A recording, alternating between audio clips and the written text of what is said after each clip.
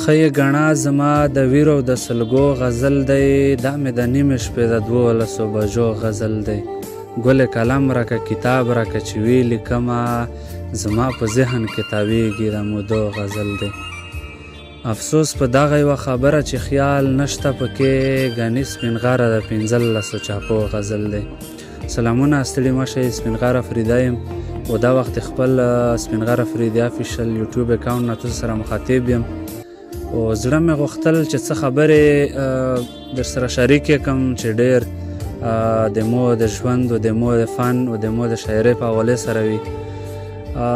هیڅ کله یو شعر و یوه شعر کې چې کومه خبره یې هغه هیڅ کله داسې نه وي چې څه مطلب او څه د هغې وروستو څه خبرې نه وي، د هغې وروستو څه رازونه یا څه کیسې پټې نه وي. نو دی په دې وجه خو شاعر هغه چې کوم ډېره غټه خبره خو په یوه کړه یوه مصره او په ایون چې په یوه غزل کې راټولوي، بیا په یوه غزل کې خو ګڼې خبرې راټولېږي، ځکه چې د غزل په هر یو شعر کې بیله بیله خبره وي خلک یې کوي. نو که فکر وکړې د شاعرۍ او د ادب چې کوم هغه شوق دی خلکو کې، کومه ذوق دی، هغه نن سبا په دا اوس حالاتو کې ډېر کم دی، ډېر کم میلاویږي، ځکه چې هغه یو شاعر ویلي چې د ادب له څانګو پاڼې په لوېدو شوې او شاعري د هلکانو خولې ته لاړه. نو زړه مې غوښتل چې څه خبرې تاسو سره د شاعرۍ او د ادب په حوالې سره وکړم، چونکې د ادب مطالعه دومره ستره زه نه لرم. زه فقط د غزل او په غزل کې چې کومې خبرې د هغو مهارت وي مو سره، د مو شاعري ډېر وخت نه روماني وه، خو د یو کول کېږي چې د مونږ وطن کې حالات خراب دي، نو زه انقلابي شاعري کوم. نو څه لږې خبرې چې زه تاسو سره شریکې کړم، دا خبرې لکه څه رقم تاسو شعر واورېده، نو شعر داسې نه وي چې بس ته یې وایه او خلک یې واوري، توله داد درکړي یا توله لایکس درکړي، هېڅ کله به دغه سوچ نه کوې. شعر چې کله لیکې نو په شعر کې ته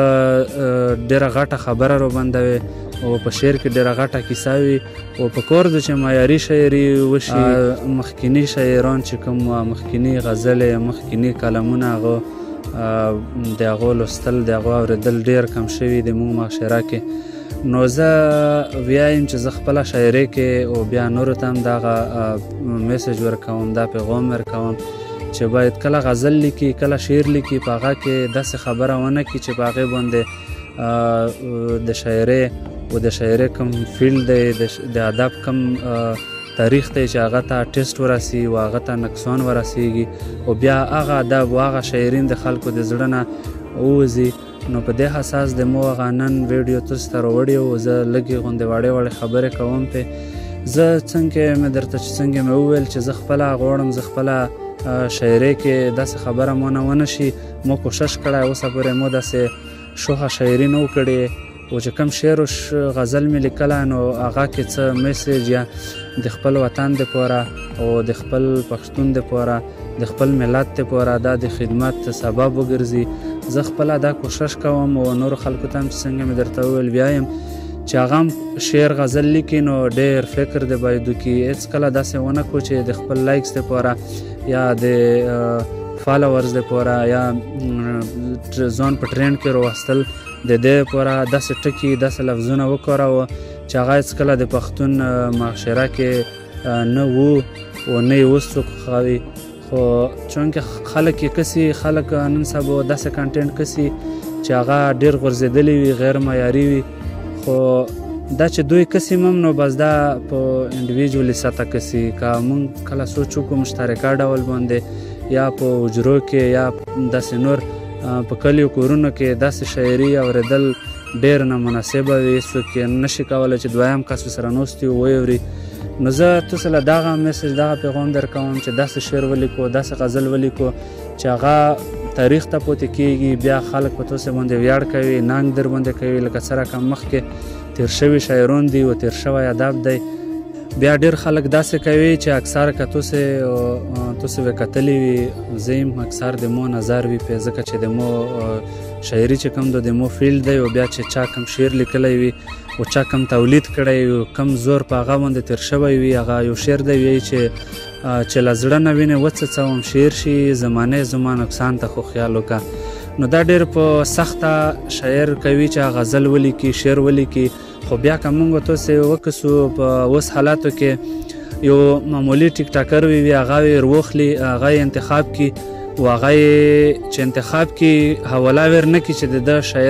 شعر زه تاسې سره شریکوم، ډایرکټ یې ووایي او بس بیا اخر کې پسې بي جي ام ور پرېږدي او هغه شعر چې کوم یې هغه حواله لکه چې ور نه کړي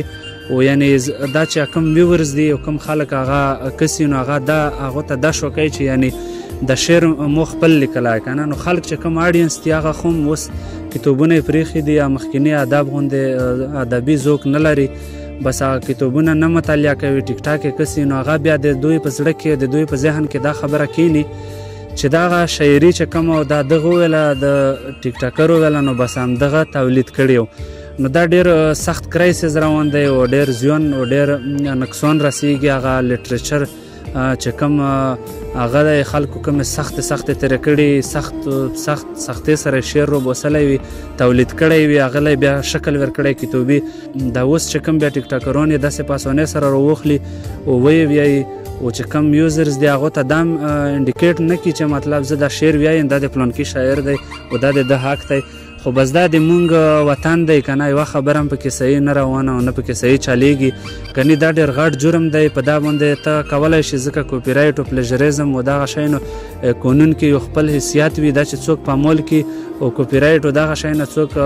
وایلیشن وکړي نو هغه بیا جیل ته هم رسولی شي هغه خپله سزا هغه ورکوي، خو دا ړنګ بنګ وطن دی دلته د هغه خبرو د داسو خبرو جواب څه کوي چې ډېر غټې خبرې کېږي دلته، نو دغه وطن ډېر ویرون دی. خو حالان کې زه دغو پښتنو ته دا میسج ورکوم چې دا کم شعر او دا کوم غزل دوی لیکلی وي ډېر په سخت یې لیکلی وي یاره،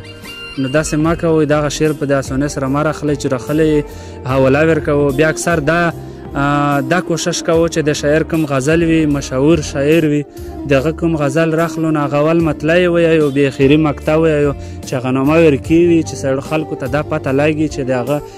کور زیار نه ورکېږي چې تاریخ ته پوتې تاریخ دا مطلب نه دی چې ته راشې او بس دغسې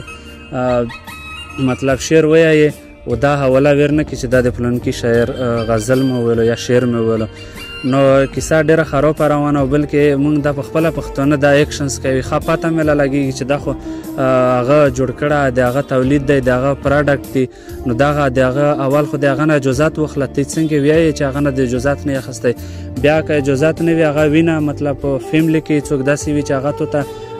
هغه دیر کې پرمیشن دیر کې ته بیا وایې او بیا حواله خو بیا ډېره ضروري چې ورسره ورکړې خو باید ته دا ټول کورونه او د پروسس نه تیریږي او ته دا سوچ نه کوې ته پښتون هم یې ته شاعري هم کوې بیا خلکو ته مطلب انټرفیس هم کوې نو دا د پښتو د شاعري او د ادب طریقه نه او دا د پښتو خدمت نه دی نو دا چونکې دا مو غوښتل چې زه ریسرچ په دغو خبرو وکړم خو دلته څه ریزلټ و څه نتیجه نه ورکوي څه اکوریټ و مستند ریزلټ یې نه و نو مو ځکه دغه ریسرچ پرېښو ځکه چې په دا کې بس چې کومې خبرې ته څوک اهمیت ورکوي یا چې کوم سیسټم دی هغه په ایکشن اخلي نو په هغه خبرو خلک ریسرچ وکړي نو په دا باندې هېڅ کله هم دغه چې پورا سینسرشپ جوړ نشي پورا یو قانون جوړ نشي دغه رایټس او دغه ویر نه کړی شي او د تاټس د خلکو خوندي نشي نو دلته دغه په دا باندې خبرې کول په دا باندې بیا ریسرچ کول دا هېڅ زوی نه لري هېڅ ګټه نه لري خو باید مو چې دا کومه وکړه دا ویډیو دغه هم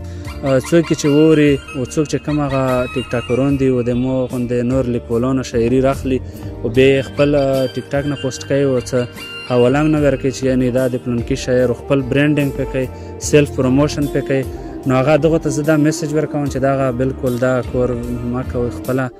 ځکه چې خپله پښتانه یاست نور څه کوو لیپسینګ کوو بیا چې چا شاعري هم راخلو حواله ورکوو بیا چې چا ساوند یوز کوو نو بیسیک چې هغه خپل اکاونټ وي او د هغه خپله لیبرري وي اډیو نو هغه نه یوز کوو چې خلکو له پته لګي چې بیسیک کور بیسیک پراډکټ د دغه کریټر دی او د دغه سړي دی چې دلته د خلکو هغه چې کوم بیسیک رایټس دي چې دا نه وایلیټ کیږي او ډېر خوري کوي ډېر زیار کوي ډېر تکلیف وبوسي